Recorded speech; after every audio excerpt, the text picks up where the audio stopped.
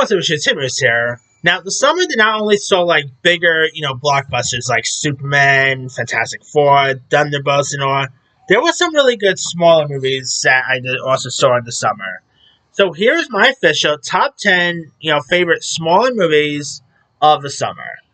All right, number 10 is Splitsville. Of course, this is a slapstick rom com starring and directed by Michelangelo Covino, starring Dakota Johnson, Andrea Arjona, Kyle Marvin, and it follows a couple's messy divorce and their friends who's non-monogamous dynamics. And it's a really decent film. Of course, Marvin's performance was pretty good. It is really hilarious throughout. The chemistry between the four leads are great. It is a really decent rom com worth giving a go. All right. Coming in at number 9 is another Dakota Johnson project, and that is Materialist. I thought Materialist was great. Really decent, really charming. You got Dakota Johnson, Pedro Pascal, of course, directed by Celine Song. You do got Dakota Johnson, who plays a matchmaker, who, of course, has like a love triangle with two other guys, played by Chris Evans and Pedro Pascal. It is a really charming one, worth giving a go. Great performances by the leads here. Celine Song did a good job. Really decent film there. All right, number 8 is another Pedro Pascal film, and that is Eddington. I really quite enjoyed Eddington. I thought Pedro Pascal, Joaquin Phoenix, I thought this is actually Joaquin Phoenix's best performance since his Oscar win for Joker. And since his Oscar win for Joker, he hasn't really given top tier performances. Napoleon, Joker Fully the Oaks. Come On was okay, but not like on the Joker type level. But Eddington definitely was pretty decent. Great performances by Austin Butler, Emma Stone, Pedro Pascal. It is a really, probably Ari Aster's far better than Beau Was Afraid, that is. It is a really decent one, worth giving a go, so highly recommend that one too. Alright, number 7 is Sorry Baby. Now, Sorry Baby, of course, stars Ava Victor as Agnes, who's a professor who's stuck in rural New England, and of course she has struggling with the aftermath of a assault by her advisor. It definitely does have some connection. It is very raw here. Great personal storytelling. Ava Victor both stars and directs this, and she did a great job. It is a really decent one, worth giving a go there. Alright, number 6 is Honey Don't. I really quite enjoyed Honey Don't. I know the reviews wasn't so great. It only has a 50-something on Rotten Tomatoes, and did not do so well in the box office. But I still quite enjoyed it. I still thought Aubrey Plaza, Chris Evans, definitely loved the murder mystery aspect to it. I really had a fun time with it, and there is lots of risque stuff throughout. This really brings on the filthy perfectly, but it's a really decent one. Margaret Qualley, who is becoming one of my favorite actors in the business right now, she's great in this. It's a really good one.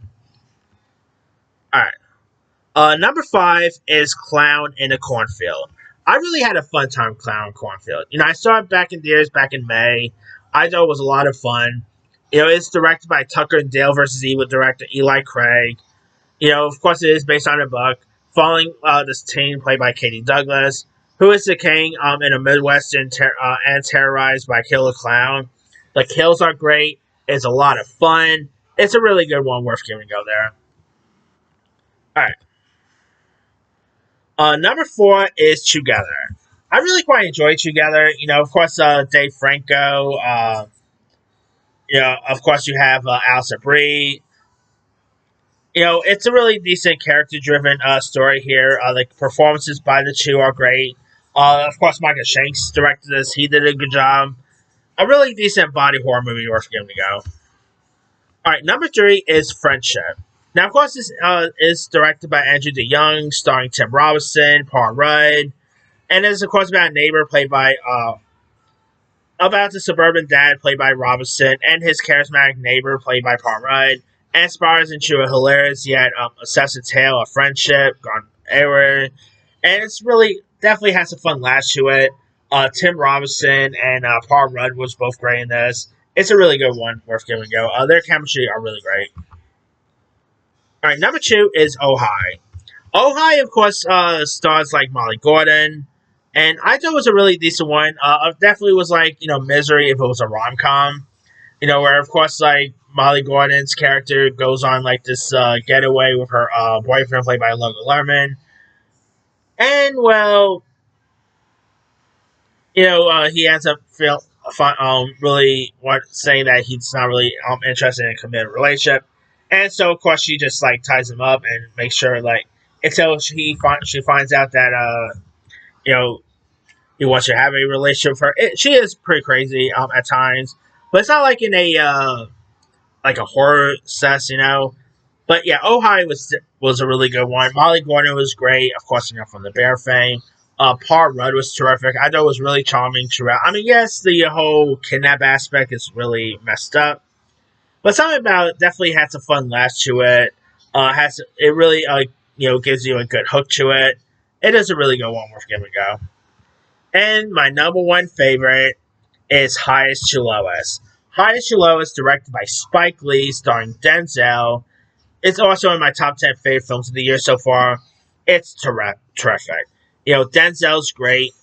Based on the Akira Kurosawa film High and Low, Spike Lee does such a good job. Now, of course, the movie does hit Apple this week, but I was lucky enough to see it in theaters back in August.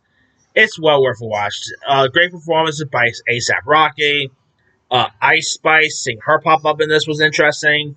I thought it was a really good one, worth giving a go. But that's pretty much it. Here is my quick rundown. Number 10, Splitsville. 9, Materialists. 8, Eddington. 7, Sorry Baby. 6, Honey Don't.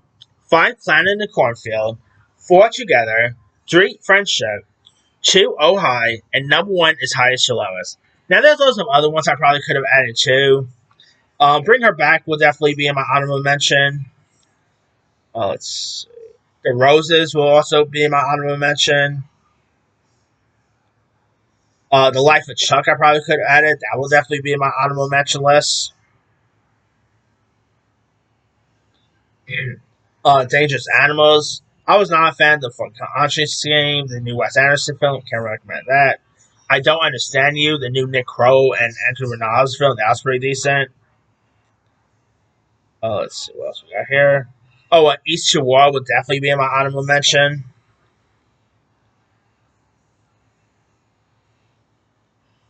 Let's see what we got here.